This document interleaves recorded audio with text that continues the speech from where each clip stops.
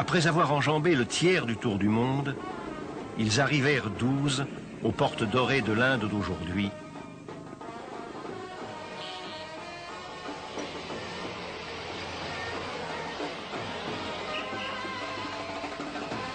Vaste continent où s'entremêlent les plus modernes réalisations et les vestiges de traditions millénaires.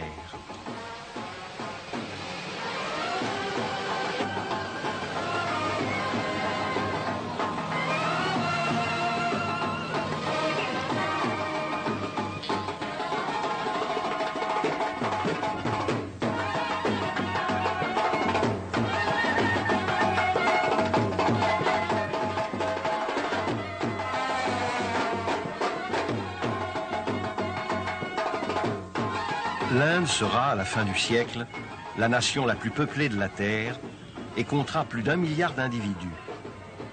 Incroyable marqueterie dont les règles sociales divisent la population en plus de 3000 castes,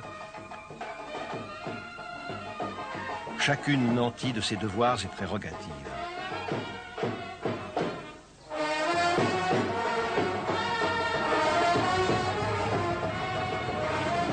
Pour ajouter à la confusion, cette moderne Babel abrite près de 700 langues et dialectes différents.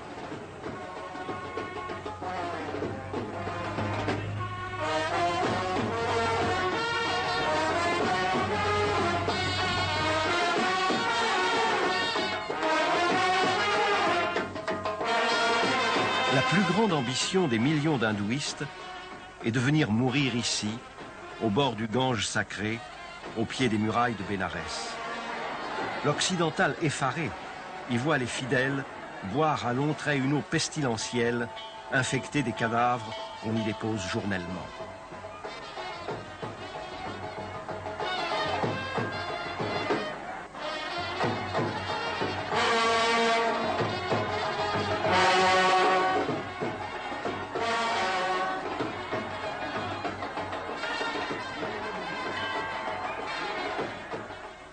Une vache impassible, abri éphémère et sacré d'une âme en quête d'un meilleur karma, observe la caravane du grand raid.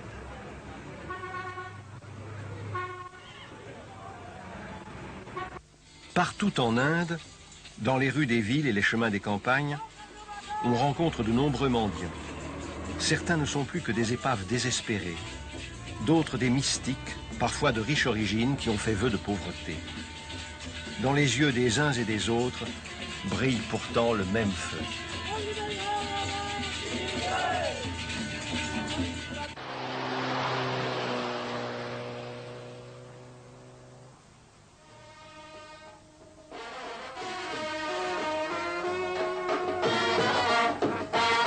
C'est qu'au pays des Maharajas, le profane et le sacré ne sont jamais bien loin. Temples et palais dressent au-dessus de la foule l'orgueilleuse sérénité de leurs éclatantes coupoles.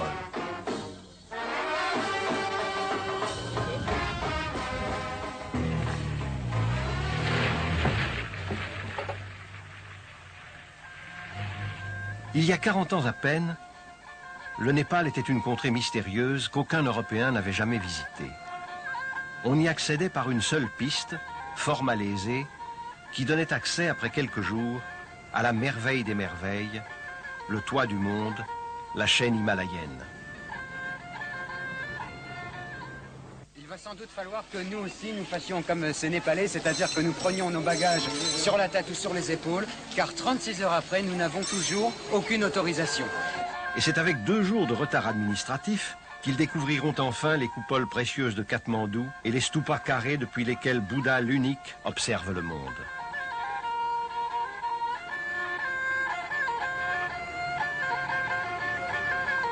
Si la foule n'est pas moins pauvre qu'en Inde, la misère est moins exposée. Les passants sourient plus volontiers à l'étrange cortège. Kali, déesse cruelle, impose aux Népalais de nombreux sacrifices d'animaux. Celui qui veut se faire absoudre d'un vice ou d'une faute viendra immoler ici un bœuf, un agneau, un poulet, innocente victime de la dépravation humaine. Mais le Népal n'était qu'une étape sur la route qui les conduit à l'immense empire du milieu. Nous venons d'arriver à Canton en Chine et vous savez qu'à la suite du retard que nous avons pris à notre arrivée à la frontière népalaise, 36 heures de retard, à la suite de notre demi-tour devant l'Himalaya, puisque la route qui menait en Chine était fermée, nous avons dû arriver un peu en catastrophe à Canton et de ce fait, nous n'avons pas retrouvé les voitures que nous avions expédiées à partir de Delhi.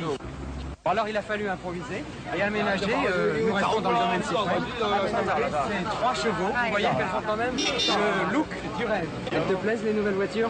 Ah ouais, elles sont superbes. Ouais, c'est génial, ça me rappelle les bons souvenirs, j'ai eu une 2 chevaux pendant 3 ans, alors ça va être vraiment génial.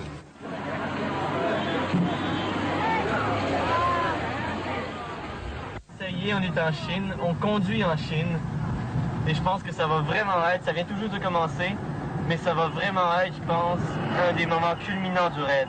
Le grand raid marche maintenant sur les traces de 2 grands précurseurs. Cet irascible Vénitien Marco Polo, qui vint rapporter en Occident les merveilles de contrées dont personne ne soupçonnait l'existence, et la croisière jaune Citroën, qui permit entre autres au père Teilhard de Chardin de découvrir un de nos ancêtres les plus vénérables, le Sinanthrope.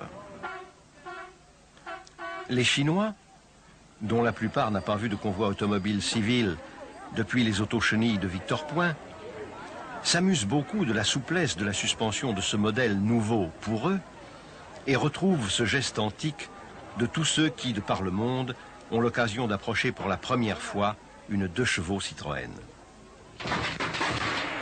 Même depuis l'avènement du socialisme, la mythologie chinoise tient un grand rôle dans les manifestations populaires.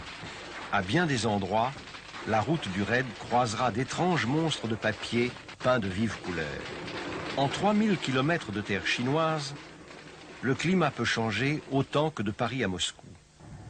En remontant vers le nord, l'hiver reprend parfois ses droits et soumet véhicules et pilotes à de rudes épreuves.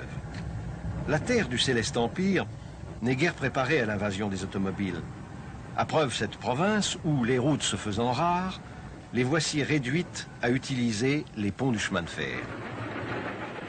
En manière de révérence aux autochenilles qui les ont précédées voici presque 60 ans, c'est en noir et blanc que les Citroën découvrent la Grande Muraille, que la légende considère à tort comme le seul ouvrage humain visible de la Lune. Cette barrière infranchissable, au moins à l'époque, qui permettait à 5 cavaliers de galoper de front, a déployé ses 12 700 km le long d'une frontière depuis longtemps abandonnée. Ce chantier gigantesque verra plus d'1 million d'ouvriers se succéder pendant presque un siècle et ridiculiser ainsi le lointain Khéops. La Grande Muraille, en effet, requerra pour sa construction 300 fois plus de matériaux que la Grande Pyramide. La Chine, pays de l'idéogramme, où même les reflets viendront calligraphier pour la caméra vidéo de poétiques bienvenues. Aux confins des territoires mongols, 12 couples d'animaux de pierre veillent depuis plusieurs siècles sur la grande allée du tombeau des Ming. Si ces animaux n'ont guère changé depuis le passage de la croisière jaune, le paysage s'est transformé et les faubourgs envahissent maintenant l'austère alignement, faisant ainsi mentir le poème qui veut que le buste survive à la cité. Puis les voitures parviennent enfin dans Pékin aux 11 portes, capitale historique de l'empereur, et s'arrêtent place Tiananmen à l'entrée de la cité interdite. L'ancien palais, dont Mao Zedong avait fait le centre du pouvoir administratif et le plus grand musée de l'Orient. On est à Pékin, devant la place de Tiananmen, la place où il y a le mausolée de Mao.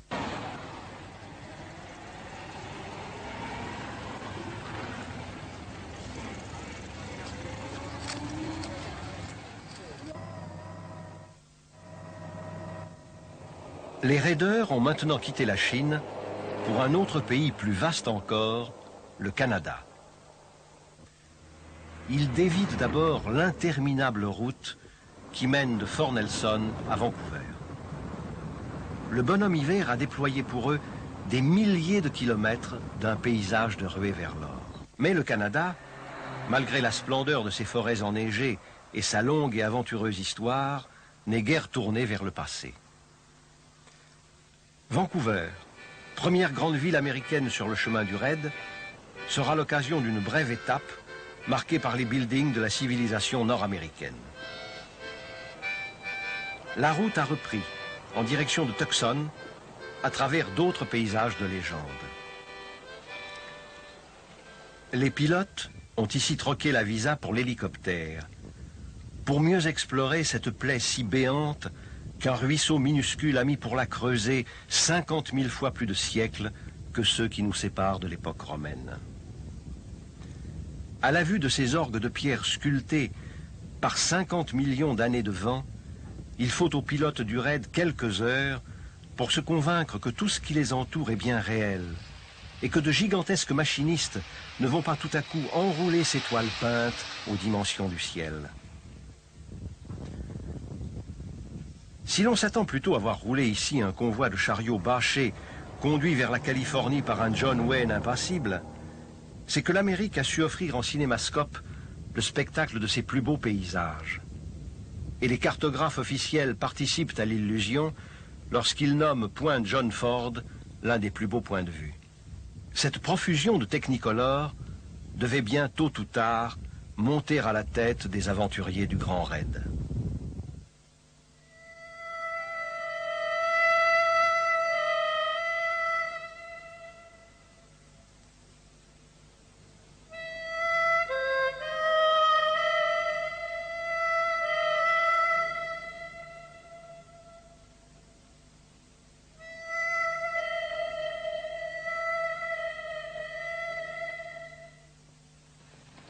Après les pistes de la Pampa, la gigantesque métropole de Mexico semble surgir d'un autre monde. Avec ses 17 millions d'habitants, elle est pour l'instant la deuxième capitale des deux Amériques, derrière New York. Mais, en l'an 2000, elle comptera plus de 31 millions d'habitants et sera la cité la plus peuplée du globe. Mexico s'affirme déjà comme le pôle de toute la pensée latino-américaine. Son université ne compte pas moins de 80 000 étudiants. Malgré les destructions espagnoles, les vestiges des civilisations précolombiennes demeurent extraordinairement nombreux. Et les visas du raid vont à bien des endroits découvrir d'admirables temples pyramidaux, caractéristiques de l'architecture des puissants empires qui se partageaient l'Amérique latine voici quelques siècles. Ces temples servaient également de plateforme d'observation aux prêtres astronomes adorateurs du soleil, qui avaient, dès avant notre ère, dressé des calendriers relatifs aux planètes du système solaire dont la précision surprend encore de nos jours. Plus loin, les concurrents contournent d'étranges guetteurs de granit, les yeux obstinément fixés sur l'immensité. Ces guerriers attendent-ils le retour d'exil du roi Quetzalcoatl ou l'apparition des lointains dieux venus de par-delà les étoiles sur leur nef de lumière? La montagne d'or est là, déjà, balise d'infini à l'usage des voyageurs de l'univers.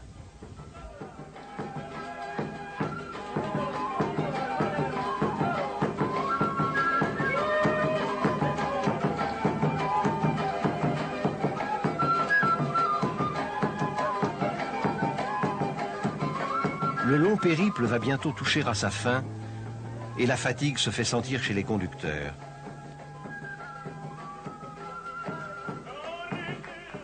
300 km de piste d'Arequipa à Puno, voilà, le lac Titicaca, et on va longer le lac pour aller à la frontière bolivienne.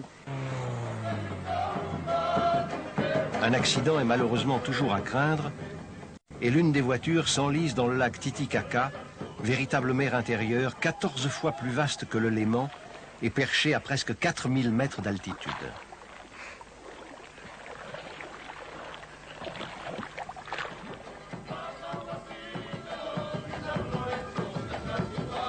Ceux qui n'ont pas la chance d'y parvenir en Citroën peuvent s'y rendre en utilisant le train le plus haut du monde qui traverse ces paysages enchanteurs.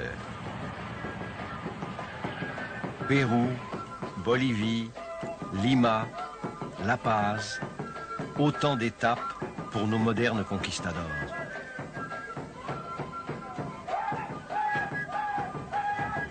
Plus loin, toujours plus vers le sud, chaque tour de roue des voitures les rapproche du but ultime de cette interminable randonnée.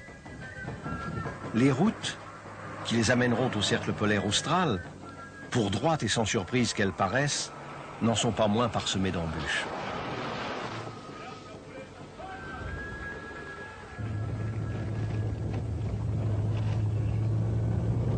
Toujours plus loin, ils traverseront une forêt pétrifiée d'araucarias géants près de Lago Grande et longeront le lago Argentino dans lequel, depuis des siècles, flotte un iceberg qui refuse de fondre.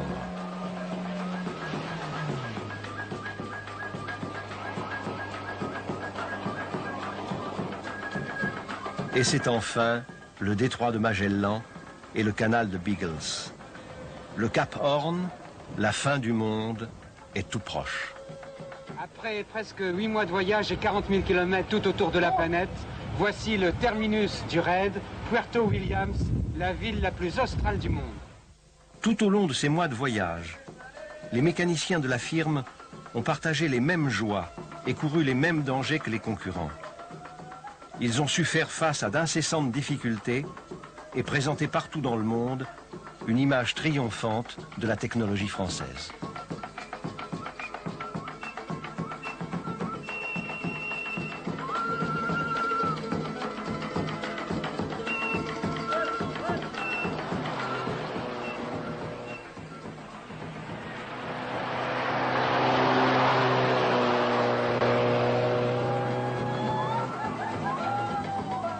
Sept mois de voyage, 40 000 kilomètres, 27 États traversés, pour admirer enfin la fine silhouette d'un navire capornier du temps jadis, hommage rendu par les modernes vaisseaux de la Terre aux vieux solitaires des mers d'autrefois.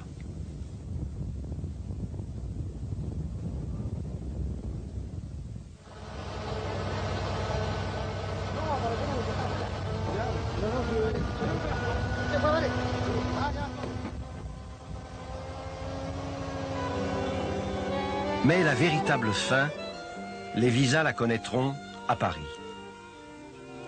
À l'honneur, après avoir été à la peine, les 6 voitures conduiront leurs pilotes jusqu'à la descente triomphale des Champs-Élysées, tout comme si elles venaient de boucler un banal Tour de France, et enfin jusqu'au Trocadéro.